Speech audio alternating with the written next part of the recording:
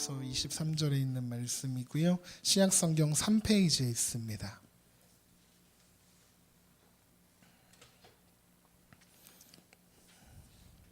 마태복음 2장 19절에서 23절에 있는 말씀이요. 우리 한 목소리로 읽었으면 좋겠습니다. 함께 읽겠습니다. 시작. 헤롯이 죽은 후에 주의 사자가 애굽에서 요셉에게 현몽하여 이르되 일어나 아기와 그의 어머니를 데리고 이스라엘 땅으로 가라. 아기의 목숨을 찾던 자들이 죽었느니라 하시니 요셉이 일어나 아기와 그의 어머니를 데리고 이스라엘 땅으로 들어가니라. 그러나 아켈라오가 그의 아버지 헤롯을 이어 유대의 임금됨을 듣고 거기로 가기를 무서워하더니 꿈에 지시하심을 받아 갈릴리 지방으로 떠나가 나사렛이란 동네에 가사니 이는 선지자로 하신 말씀에 나사렛 사람이라 칭하리라 하심을 이루려 함이니라. 아멘. 오늘 말씀의 제목은 나사렛 사람 예수입니다. 높고 높은 보좌 위에서 낮고 낮은 자리까지 찾아오신 하나님의 그 놀라운 사랑이 바로 지금 이 시간 우리에게 임하고 있음을 기억하며 기쁨으로 또 감사함으로 또 담대함으로 살아가시는 우리가 되었으면 좋겠습니다. 제가 대학교에 입학했을 때 신입생들은 꼭 하는 일들이 있습니다. 뭐냐면 선배님들 또 동기들한테 자기를 소개할 일이 많이 있게 됩니다.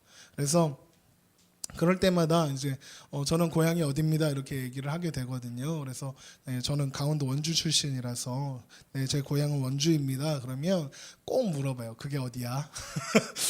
네, 그래서 네, 강원도입니다.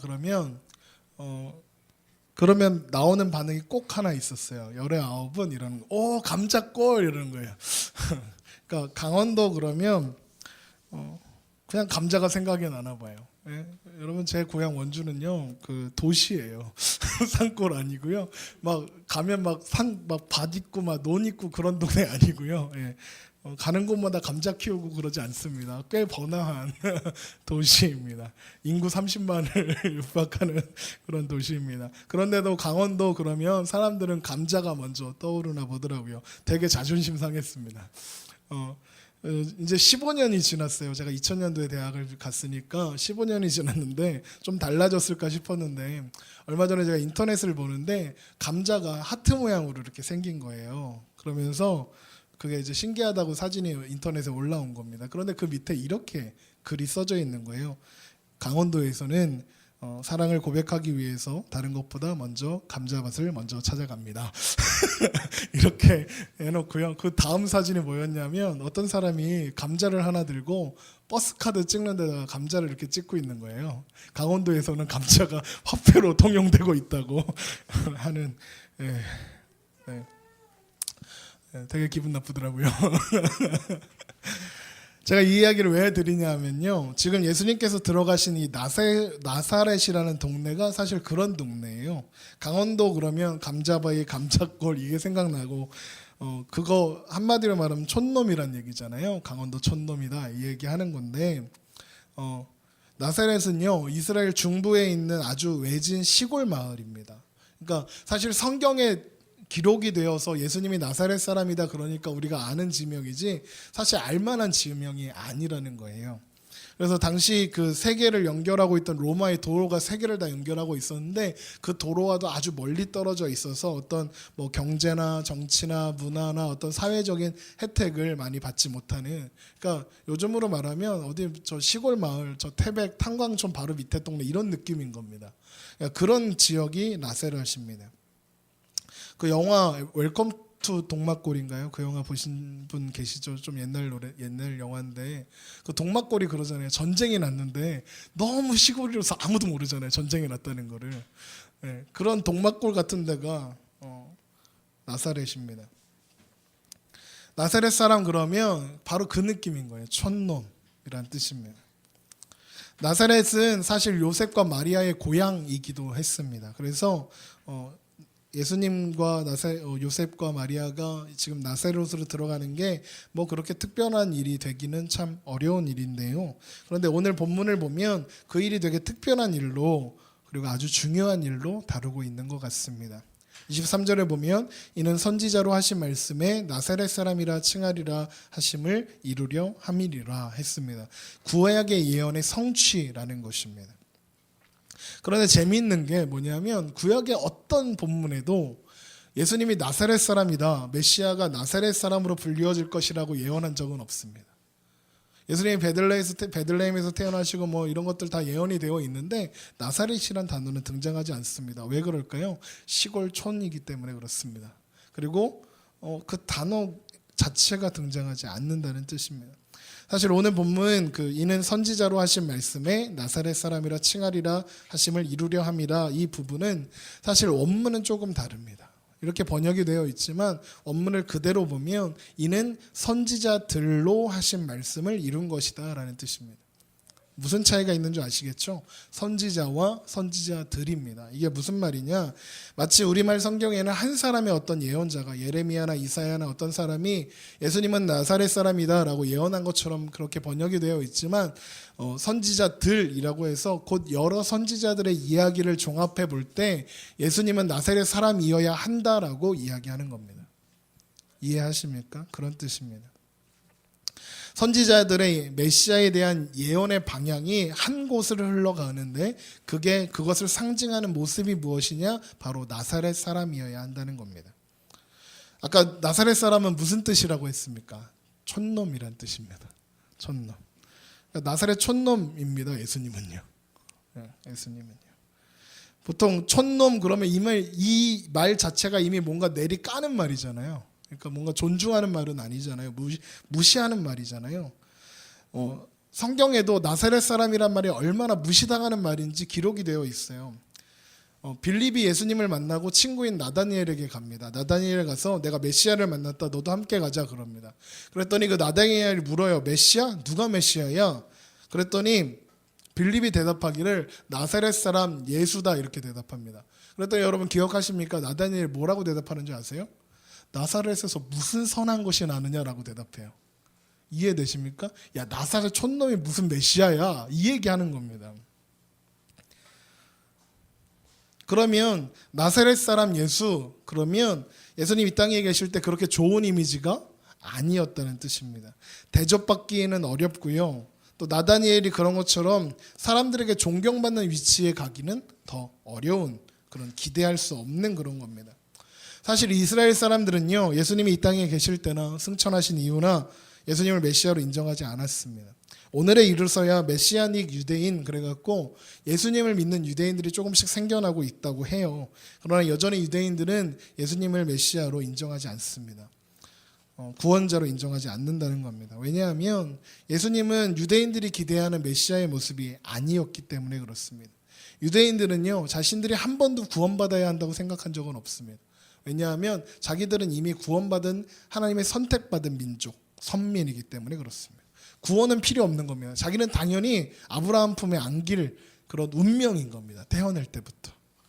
그들이 기다리는 메시아는 죄에서 구원해서 우리를 하나님 자녀로 만드는 분, 그런 거 필요 없고요. 정치적인 해방을 이루어줄 어떤 대상, 해방자, 혁명과 백막 타고 올 왕, 이런 것을 기대하기 때문에 그렇습니다. 그래서 유대인들에게는 다윗이 중요한 겁니다. 그러니까 다윗처럼 다 정복하고 막 이렇게 해갖고 막 회복시키고, 그러니까 유대인들이 기대했던 메시아는 로마로 쳐들어가서 로마 왕을 전복시키고 이스라엘을 다시 세울 그런 아주 강력한 왕이었던 겁니다. 유대인들은 예수님께서 이 땅에 오신 진정한 목적, 우리를 위하여, 우리를 구원하시기 위해 우리의 죄짐을 지으신 하나님의 속죄 제물이고 어린 양으로 오셨다는 것을 인정할 수 없었습니다. 이해할 수도 없었습니다. 메시아는 그런 모습이면 안 되는 겁니다. 그래서 마태가 굳이 구약에 정확한 단어가 있는 예언도 아닌 나사렛 사람이라는 말을 가져와서 강조하고 있는 겁니다. 메시아의 진정한 모습과 의미가 무엇이냐? 바로 나사렛 사람이다. 무시받고 천대받고 조롱받는 위치다라고 이야기하는 것입니다. 아까 제가 선지자들의 여러 부분에서 예수님은 나사렛 사람이 될 것이다라고 예언했다고 제가 말씀드렸다면 그럼 그 증거를 찾아드려야죠. 그렇죠? 그래서 한번 찾아보겠습니다. 예수님께서 오셨을 때 나사렛 사람은 무시받고 비천하고 무시당하고 낮은 자리에 있는 사람이라는 뜻이거든요. 그 증거들을 한번 찾아보겠습니다. 우선 우리 시편 22편을 한번 찾아볼게요. 시편 22편 1절부터 한번 봅니다. 시편 22편 제가 가진 성경 구약성경 816페이지에 있습니다. 신약성경 시편 22편 1절에서 8절을 보면 이렇게 되어 있습니다. 내 하나님이여 내 하나님이여 어찌 나를 버리셨나이까 어찌 나를 멀리하여 돕지 아니하시며 내 신음소리를 듣지 아니하시나이까 내 하나님이여 내가 낮에도 부르짖고 밤에도 잠잠하지 아니하오나 응답하지 아니하시나이다. 이스라엘의 찬송 중에 계시는 주여 주는 거룩하시니이다. 우리 조상들이 주께 의뢰하고 의뢰하였으므로 그들을 건지셨나이다. 그들이 주께 부르짖어 구원을 얻고 주께 의뢰하여 수치를 당하지 아니하였나이다. 나는 벌레요 사람이 아니라 나는 사람의 비방거리요 백성의 조롱거리이다. 나를 보는 자는 다 나를 비웃으며 입술을 삐죽거리고 머리를 흔들며 말하되 그가 여호와께 의탁하니 구원하실 걸 그를 기뻐하시니 건지실 걸 하나이다. 아멘. 여기 보면 시편 22편은 다윗의 고난 중에서 하나님 앞에 부르짖는 기도입니다. 그러나 이 기도는 다윗의 기도, 다윗의 부르짖음, 그 이상의 의미를 가지고 있습니다. 오실 메시아가 이 땅에서 받아야 할 대우의 모습이 어떤 것인가 기록하고 있다는 것입니다. 특히 1절을 보면 내 하나님이여 내 하나님이여 어찌 나를 버리셨나이까. 여러분 생각나십니까? 예수님께서 십자가에서 하신 말씀입니다. 엘리 엘리 라마 사박다니, 번역하면 내 하나님이여 내 하나님이여 어찌하여 나를 버리셨나이까입니다. 또 시편 22편 나머지 내용들도 예수님께서 당하신 고난을 묘사하고 있고 그대로 성취되었습니다. 여기 보면 나는 벌레요 사람이 아니라 사람의 비방거리요 백성의 조롱거리이다. 나를 보는 자는 다 나를 비웃으며 입술을 삐죽거리고 머리를 흔들며 말하되 그가 여호와께 의탁하니 구원하실 걸 그를 기뻐하시니 건지실 걸 하나이다 했죠. 예수님께서 똑같은 조롱을 받으셨습니다. 예수님 십자가에 달리셨을 때 사람들이 뭐라고 합니까? 그가 남은 구원하였을 때 자기는 구원할 수 없도다. 그가 이스라엘의 왕이로다. 지금 십자가에서 내려올지라 그리하면 우리가 믿겠다. 조롱합니다. 또 예수님께서 십자가에 못 박히기 전에 신문하고 조롱할 때 눈을 가리고 침을 뱉고 뺨을 때리면서 그리스도야 우리에게 선지자 노릇하라. 너를 친 자가 누구냐? 이렇게 조롱하죠. 우리 또 한 번 말씀을 찾겠습니다. 이사야 11장입니다. 이사야서 11장 1절에서 5절에 있는 말씀입니다. 구약성경 981페이지에 있습니다.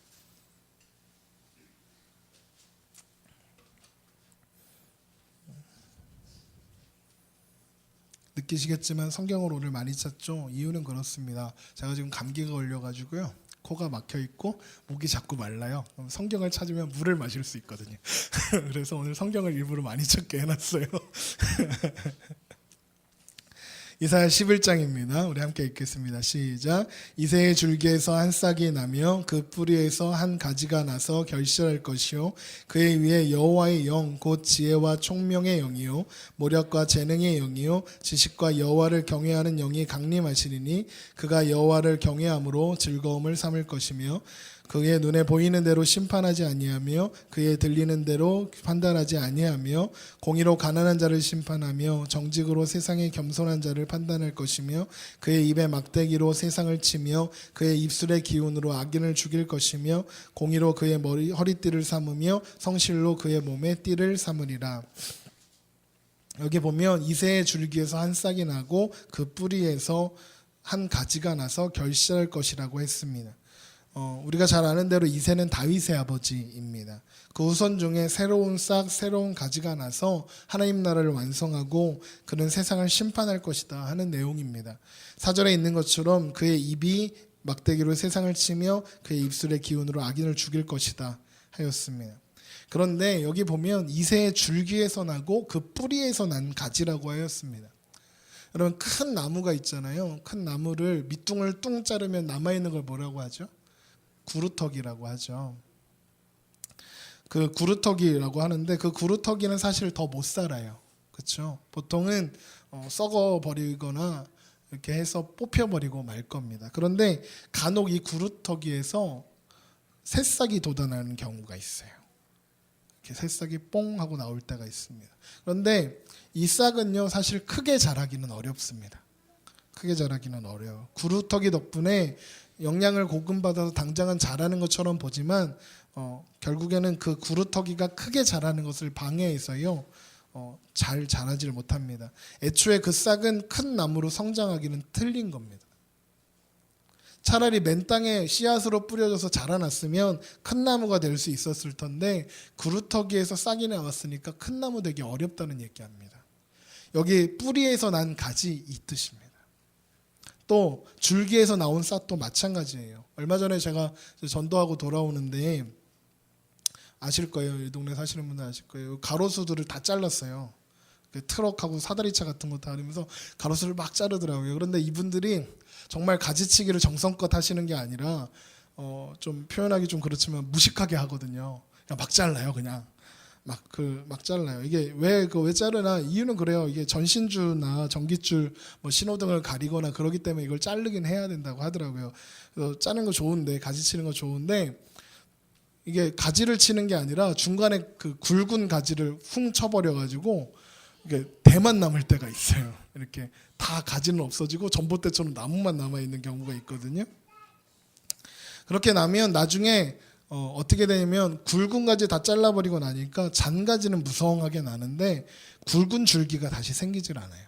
그런 나무들의 특징이 바로 줄기에서 나온 싹이라는 게 이런 뜻입니다. 다 잘라버렸는데 줄기에서 이제 싹이 하나 나왔는데 이 줄기는 굵은 가지는 되게 틀린 겁니다. 그는 뿌리에서 난 가지 같고 잘라진 줄기에서 난 싹과 같다는 겁니다. 크게 자랄 희망이 없는 겁니다. 그러면 나사렛 사람이라는 뜻하고 똑같은 얘기입니다. 더 이상 클 수 없는, 대성하기는 힘든 조건에 있는 그런 사람을 이야기하는 겁니다. 그런데요, 이사야 11장은 뭐라고 이야기하냐면 그가 이 세상을 심판할 것이랍니다. 이런 말씀이 또 있습니다. 이사야 53장을 한번 찾아볼게요. 이사야 53장 1절에서 3절입니다.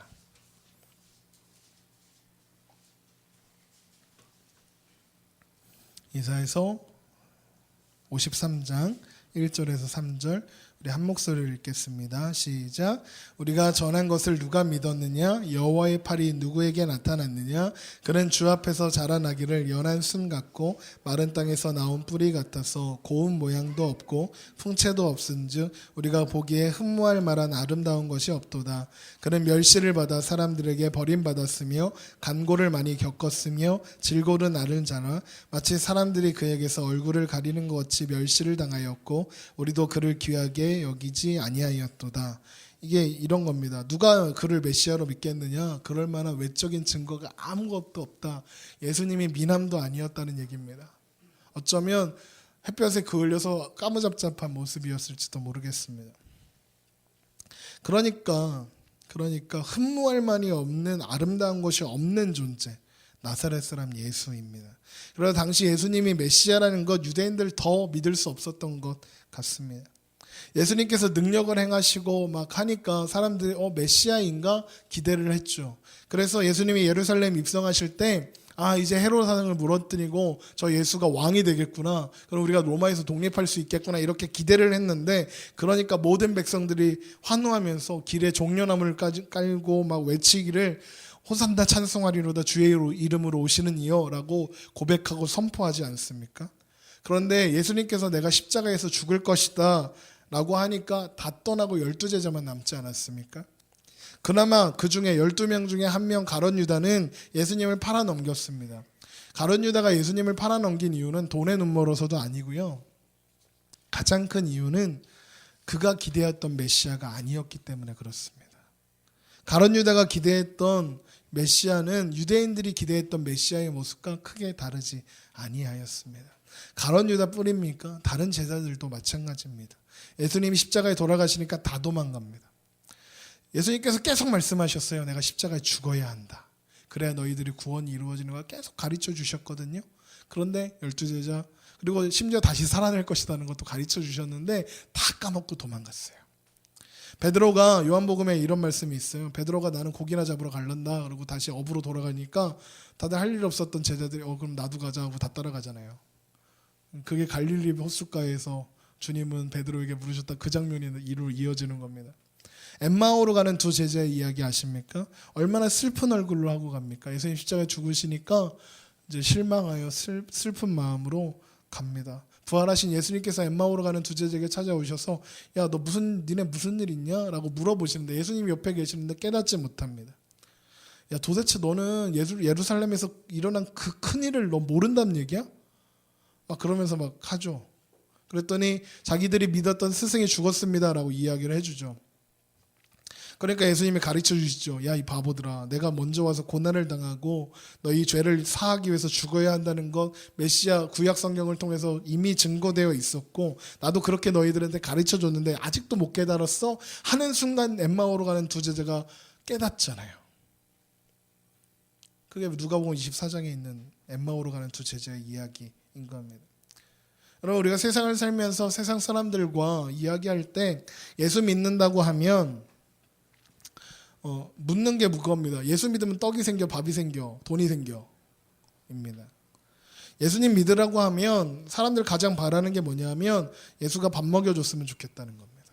그래서 밥 먹여주는 교회들도 있어요. 어떤 수원에 가면 어떤 교회는요 이렇게 옳지 않다고 생각합니다. 저는 어떤 교회는요 수원에 가면 예배에 참석하면 그 시장에서 쓰는 상품권 있잖아요. 그러니까 돈을 준대요. 예배에 참석하는 모든 사람들에게. 그래서 교회가 부흥하면 더 많이 주겠다고 이렇게 공언을 하는 교회가 있습니다. 본인은 성경적이라고 믿으시더라고요. 그 교회 목사님은. 배당금이래요. 그래서 주여 막 이렇게 안타까운데 사람들이 그러니까 막 그 교회에 사람들이 많이 찾아온대요. 많이 찾아오고 한대요. 그냥 생각해 보세요. 이렇게 한 번 오면 10,000원씩 준대요. 네.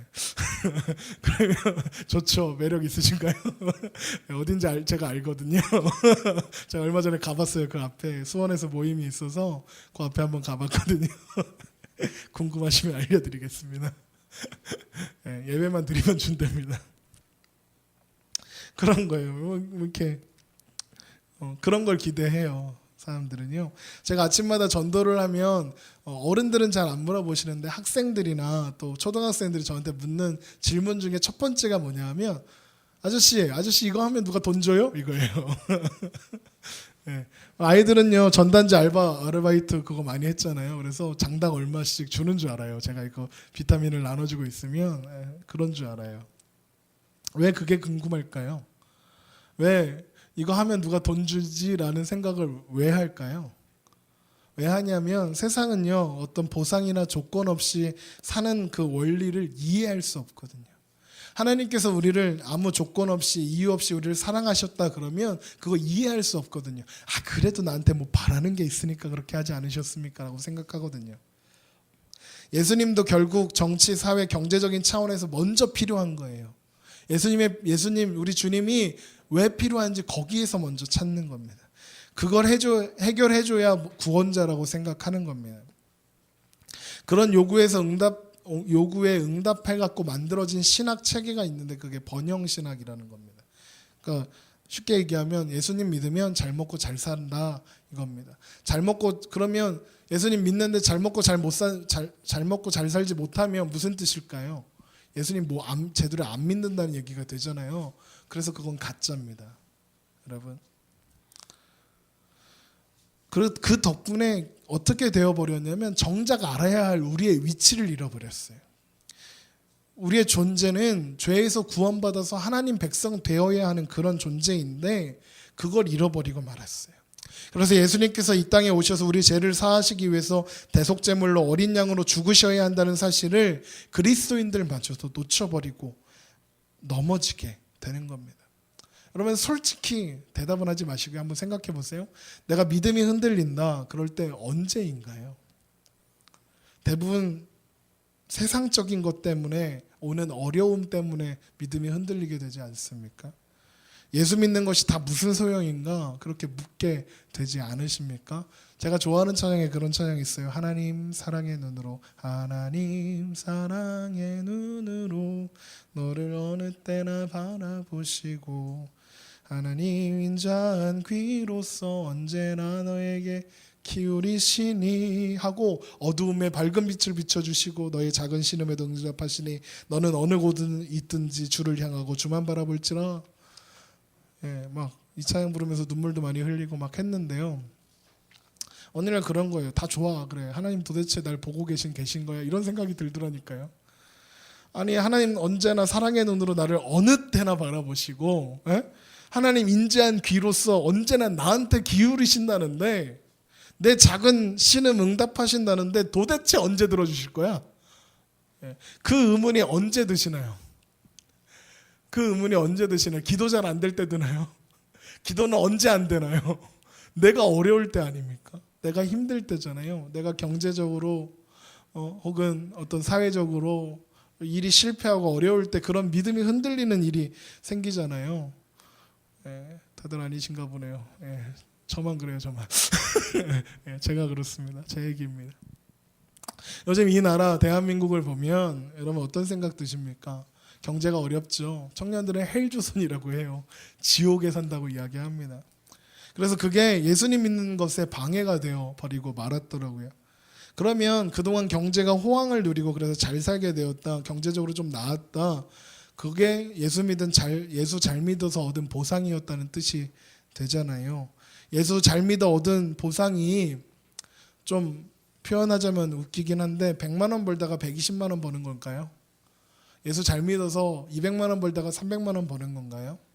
그게 주님 주시는 복인가요? 예수님께서 우리 안에 시작하시고 이루어 가시는 하나님 나라가 꼴랑 20만 원짜리 100만 원짜리 하나님이신가요? 이 땅의 수많은 교회들이요 위기라고 이야기합니다. 왜 위기인가? 목사님들하고 이제 교제를 하면서 이야기를 나눠보면 왜 위기인가? 왜 위기입니까? 라고 하면 영적인 것을 들지 않아요. 뭐라고 하는 줄 아세요? 헌금이 줄었다는 거예요. 그래서 위기라는 겁니다. 헌금이 줄어든 것이 왜 믿음의 위기이고 교회의 위기이냐? 물론 헌금이 있어야 교회가 유지되고 하니까 그렇겠죠. 그런데 왜 하나님을 돈에 좌지우지되는 무당들이 섬기는 신 정도밖에 안 되는 존재로 떨어뜨려 버리고 말았는지 저는 그렇게 생각합니다. 제가 그런 이야기를 했더니요 그러는 거예요. 목사님 혼자 정의롭다 막 이러면서 얘기하시는 거예요. 그러면서 뭐라고 하시냐면 돈 없으면 됩니까? 돈 없으면 교회를 어떻게 유지하고 목사님 그 맨날 하는 비타민은 뭔 돈으로 살 거고 막 그러시는 거예요. 글쎄요. 제가 돈을 싫어할 것 같이 생기셨나요? 생겼나요? 전 돈 되게 좋아해요. 맨날 상상해요. 로또가 당첨되면 믿음으로 로또를 사야 되는데 로또를 안 사. 사면 당첨될 텐데. 돈 필요하고요. 돈 있어야 합니다. 그렇죠? 돈뿐이겠습니까? 건강도 있어야 하고요. 그러니까 세상이 말하는 세상적인 조건들 다 있어야 합니다. 건강 있어야 하고요. 날씬한 몸매 있어야 하고요. 외모도 있어야 하고요. 그리고 뭐 스펙 있어야 합니다. 그러나 그게 전부가 아니라 그 돈 없어도 그런 조건들 없어도 하나님 일하시고자 하시면 멈춰지지 않더라. 그거 매일매일 제가 느끼고 살거든요. 여러분 생각해 보세요. 제가요 첫 예배 여기 하늘소리교회 첫 예배 드릴 때 저희 집사람하고 다솜이하고 하윤이하고 3명 앉아 있었어요. 5월 31일이었습니다. 첫 예배 드린 날이에요. 무슨 생각했을까요? 제가 강원도 원주에서 개척교회 4년 하는 동안 맨날 그 사람들만 앉아 있었어요. 4년 동안요. 그 4년이 다시 한번 그려지는 거예요. 주여. 그런데 여러분 주위를 한번 둘러보세요. 여러분이 앉아 계시잖아요. 그러면 저에게는 여러분이 어떤 느낌이냐면요. 여러분은 기적입니다. 안 그렇겠습니까? 여러분 한 사람 한 사람 저에게 다 기적입니다. 오늘 아침에도 9시에 아동부 아이들 예배 드리러 와서 예배를 드린 건지 같이 떠든 건지 잘 모르겠지만 예배를 드리고 아이들 지금 놀러 나갔거든요. 그 아이들 보면 제가 무슨 생각을 하겠습니까? 돈 잡아먹는 식충이로 보이겠습니까? 기적들로 보입니다. 제가요 성탄절에 아이들하고 케이크로 원래 성도님들하고도 나눌 거였는데 제가 까먹어가지고 그날 예찬 시간에 케이크를 못했는데 케이크를 나눠야겠다 싶어서 케이크를 사러 가는 길에 파리바게트로 가고 있는데 어떤 청년이 목사님 교회 아이들하고 케이크 좀 같이 나누세요 하면서 쿠폰이 왔어요. 근데 쿠폰이 뚜레쥬르라서 뚜레쥬르로 갔어요. 네, 간접 광고네. 네. 여러분 제가요 케이크 사러 간다고 어디에다가 선물 안 냈어요. 그런데 케이크가 도착했어요. 그러고 나서 그 케이크를 샀는데 생각보다 작은 거예요. 아이들은 되게 많은데 어떡하지? 그랬더니 또 쿠폰이 하나 또 왔어요. 목사님 케이크 좀 드리고 싶어서 보내요 하면서 온 거예요. 그래서 제가 받아서 딱 보니까 투썸이에요. 투썸 플레이스라고. 네, 중앙동에 있어요. 뚜레쥬를 찍고 다시 중앙동에 가서 케이크를 들고 왔어요. 그래서 케이크 2개 가지고 즐겁게 파티했어요. 그러면 케이크 사러 간다고 제가 소문 냈을까요? 안 냈어요. 그냥 제가 사려고 했어요. 그런데 케이크를 하나님 보내주시더라고요. 그래서 하나님 살아계신다 이 얘기하는 게 아니라 그런 일도 있다는 겁니다. 비타민이 이제 제가 비타민을 한 달에 한 5,000개씩 써요. 그 개수로 5,000개 정도 쓰거든요. 그러면 그 돈이 어마어마합니다. 그런데 보니까 이제 좀 있으면 1월 달 되면 1월 그 연초 그거 지나고 나면 또 주문해야겠더라고요. 그래서 비타민이 떨어져 가네 어떡하지 생각하고 있는데 그날 오후에 갑자기 생각하지도 않게 저희 그 협력교회인 안산 나눔교회 목사님이 전화 오셨어요. 목사님 어디에요? 예, 교회에 있어요. 잠깐만 있어요. 나 금방 갈게 하고 오셨어요. 한 30분 있다가 오셨거든요. 오셨는데 뭘 갖고 오셨게요? 네, 비타민 2,000개 들고 오셨어요. 네, 제가 비타민 떨어졌다고 얘기했을까요? 그 친구한테? 제 친구 목사님인데 네, 저한테 그 비타민 매일 아침 그분도 그 거기 본호동에 계시는데 본호동에서 매일 아침마다 비타민 가지고 그 버스 정류장에서 전도하시는 목사님이시거든요. 그 친구한테 배워서 제가 그거 하는 거예요. 그런데 그 친구가 이제 비타민이 떨어져서 그 친구도 그러는 거예요. 비타민이 떨어져서 이제 다음 주에 주문하려고 하는데 어떤 분이 성탄절날 예배드리러 오시면서 비타민을 10,000개를 들고 오셨대요. 그래서 야 이거는 빼도 박도 못하고 열심히 전도해야 돼 막 이러면서 그걸 10,000개를 쌓아놓고 야 이거 쌓아놓을 데도 없네 하는데 제 생각이 나더라는 거예요. 그래서 그 중에 2,000개 들고 온 거예요. 10의 2조 5분의 1 들고 온 겁니다. 여러분 오늘 그 아이들이요 매일 먹어치우는 컵라면이 하루에 거의 한 박스씩 먹어요. 이틀에 2박스 먹을 때도 있고요. 예, 그러니까 안 먹을 때도 있지만 많이 먹을 때는 한 박스씩 먹거든요. 예, 가끔은 치킨도 시켜주고요, 피자도 시켜주고요. 막 그래요. 예. 와, 예, 예, 그 얼마 전에 오산환 선생님 오셨잖아요. 예. 그분이 치킨값을 계산을 안 한다잖아요. 왜 안 하냐면 너무 많아서 시힘들까봐. 예, 매일 치킨을 드신다잖아요. 청소년들과. 얼마 전에 제가 교제를 하다가 보니까 치킨이 물린대요. 치킨이 물리더니 이런 예, 수백만 원어치 치킨을 매달 먹는데 그 재정이 떨어지지 않는다는 거예요. 여러분 제가 아이들 맨날 컵라면 먹는데 이따가 주방 가서 한번 보세요. 컵라면이 이만큼 쌓여져 있어요. 저건 도대체 언제 떨어지는 거야? 지금 유통기한 때문에 빨리빨리 먹어치워야 돼서 막 꺼내주고 있어요. 원래 조금씩 아껴서 꺼내줬는데. 여러분 제가 보니까 그렇더라고요. 하나님이 하시려고 하시면요 돈 없어도 하시더라고요. 믿음의 사람들이 지갑을 열게 하셔요. 그래서 감당하게 하시더라고요. 하나님이 하시려고 하시면 여러분 마음 동하게 하셔서 11조도 하게 하고 헌금도 하게 하실 거예요. 여러분 그럴 때 순종하세요. 이러니까 무슨 헌금하라는 것 같은데. 여러분 제가 그래서 목회를 개척을 시작할 때 헌금 바구니 돌리지 말아야겠다 결심한 거예요. 큰 교회들도요 헌금 바구니 돌아가요. 예. 그리고 말씀하시더라고요. 이게 헌금 바구니가 도는 거랑 안 도는 거랑 헌금 차이가 어마어마하게 난대요. 그래서요. 뭔 상관이야 그게.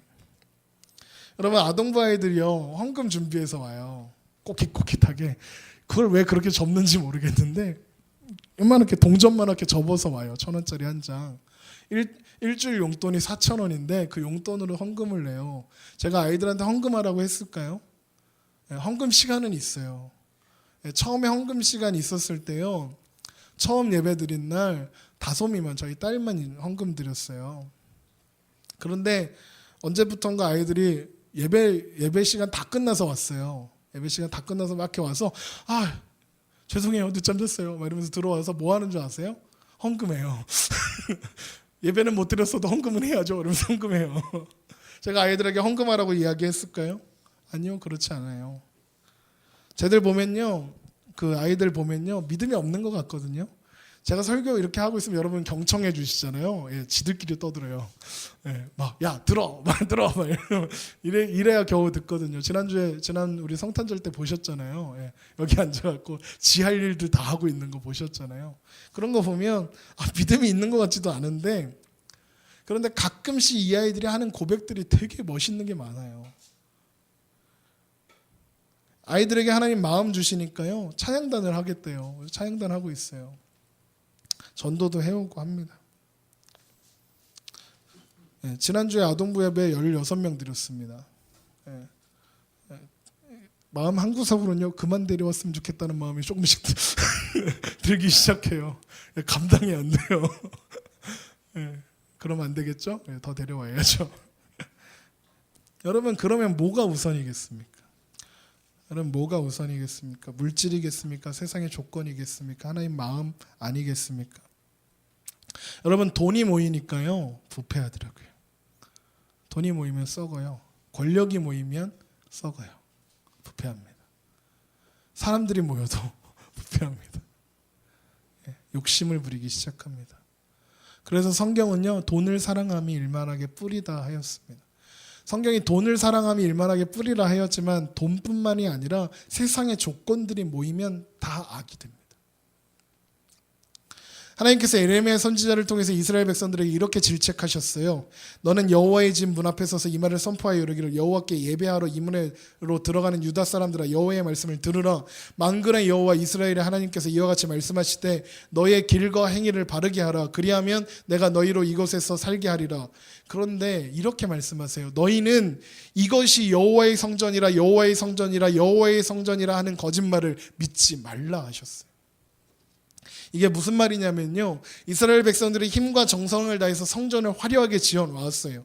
그래놓고 자신들의 신앙적인 책임을 다했다고 했어요.